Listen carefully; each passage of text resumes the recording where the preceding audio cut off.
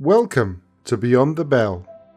Today, we're exploring what might be the greatest mystery hiding in plain sight. The possibility that we're living amongst the ruins of a forgotten civilization.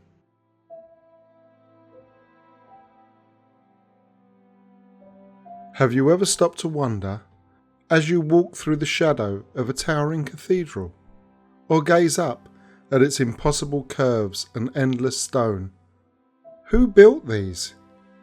How did they do it? And why do they feel so otherworldly? These are no ordinary buildings. They're whispers from the past, mysteries carved into stone, relics, perhaps, of a civilization we've forgotten.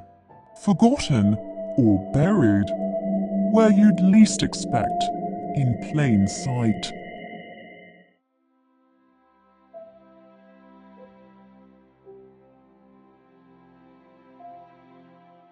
Built in times we call primitive, these structures defy explanation. Could manual labour, rudimentary tools, working by candlelight, really account for this kind of precision? From the vaulted ceilings of the Sistine Chapel to the intricate carvings of Notre Dame, their symmetry and scale suggest an understanding of mathematics and physics far beyond their age. Even modern architects admit some of the construction methods still puzzle us. So who were these builders? Hammer, chisel, horse and cart? Or holders of knowledge that vanished long before our recorded history? You call them builders. They call themselves artists.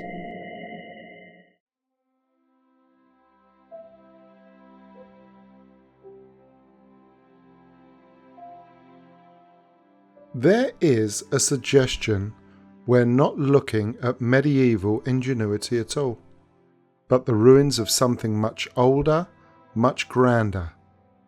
A civilization that mastered energy, proportion, and sound, and then vanished. If you look closely, many of these cathedrals, for example, share a structure mirrored in music. Ratios like 3:2 and 5:4, harmonies that shape both sound and structure.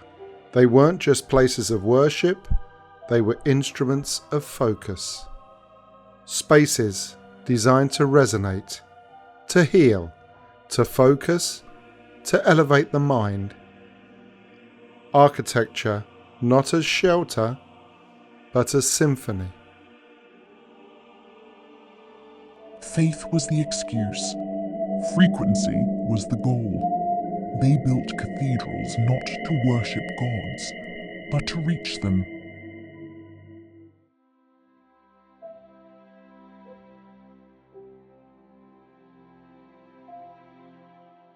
But some say these cathedrals and palaces weren't medieval at all. They were inherited, found. Remnants of a civilization that mastered something we've long since forgotten. A global network of cities, domes, and towers built on sacred geometry, all humming with an energy drawn not from coal or oil, but from the air itself. They called it Tartaria, a name that barely survived the ink of the 19th century, then vanished. Across Europe and Asia, star-shaped fortresses, domed palaces, and vast geometric cities appear suddenly in the records. Already built, already weathered, with no trace or knowledge of their creators. Old maps erased it, textbooks replaced it. Photographs show cities half buried in the earth, as if a single event or a single decision wiped it from memory. But what if this wasn't just a natural disaster, but the opportunity for a reset? Because if that world truly existed, if they'd learned to draw power from the ether itself, it would mean our modern age of scarcity and dependence was built on a lie, a deliberate forgetting. Free energy, free people. Two things no empire has ever allowed to coexist for long. History isn't written by the victors, it's sold by them. Control the energy, and you control the power.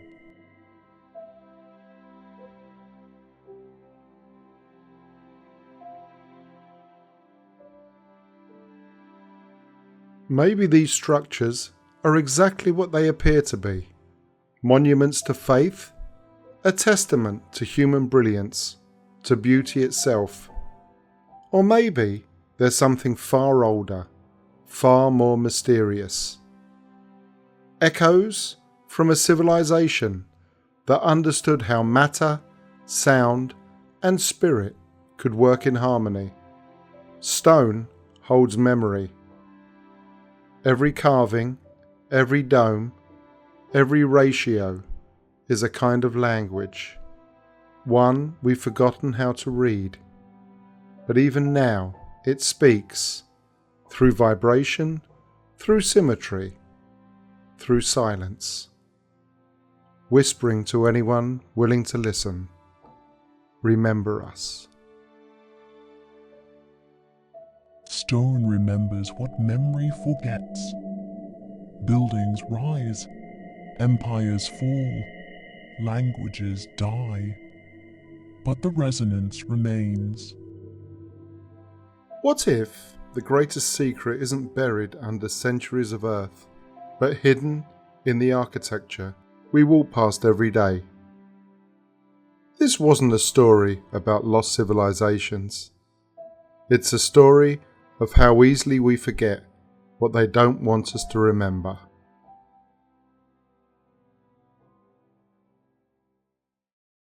This video took a lot of time and research to put together, so if you enjoyed it, please consider liking, subscribing and sharing. It really helps the channel grow and allows us to bring more content like this your way. Thank you for watching, and I'll see you in the next episode.